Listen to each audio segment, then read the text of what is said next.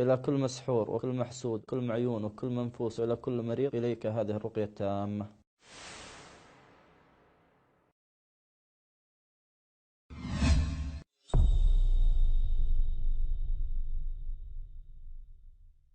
بسم الله الرحمن الرحيم. الحمد لله رب العالمين، وصلى الله وسلم وبارك على نبينا محمد. أما بعد، أحبتي في الله، سأخبركم بسنة للرسول عليه الصلاة والسلام، وهي تكاد من السنة المهجورة. هي بإذن الله تكون رقية تامة وشفاء من كل سحر وكل حسد وكل عين وكل نفس وكل مرض بإذن الله سبحانه وتعالى. إذا أردنا أن نفعلها نستشعرها بأن إحياء للسنة للرسول عليه الصلاة والسلام. ثانيا، ننويها أنها رقية بإذن الله سبحانه وتعالى. العين حق، وصحابي أصاب صحابي، وقال صلى الله عليه وسلم: العين تدخل الرجل القبر وتدخل الجمل القدر، يعني أن تقتله.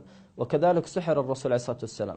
نحن نفعلها استشعارا إحياء لسنة الرسول صلى الله عليه وسلم، ثم أنها رقية تامة لنا بإذن الله سبحانه وتعالى. تقول أمنا عائشة رضي الله عنها وعن أبيها، ولعن الله من تعدى عليها وعلى أبيها وعلى عرضها، تقول: كان صلى الله عليه وسلم إذا آوى إلى فراشه كل ليلة جمع كفيه هكذا، تجمع كفيك هكذا ثم ينفث فيهما، تقول أمس الرجيم ثم يقرأ قل هو الله أحد والفلق والناس، يعني تقرأ سورة الإخلاص والفلق والناس كامل، ثم يمسح بهما ما استطاع من جسده، يبدأ بهما على رأسه، تبدأ هكذا، ثم على وجهه تقول، ثم ما أقبل من جسده تفعلها هكذا. إذا خلصت من كذا ترجع من وراء، أن تكون جالس في فراشك، يفعلها 3 مرات، تفعلها 3 مرات عند النوم بإذن الله سبحانه وتعالى، تكون لك بإذن الله شفاء. والله يا أحبتي في الله، لو تروح لأكبر راقي وأكبر شيخ، والله ما يقرأ عليك القرآن كامل، يقرأ عليك آيات الحسد، إذا ما وجد حسد قرأ السحر أو النفس أو المس أو المرض.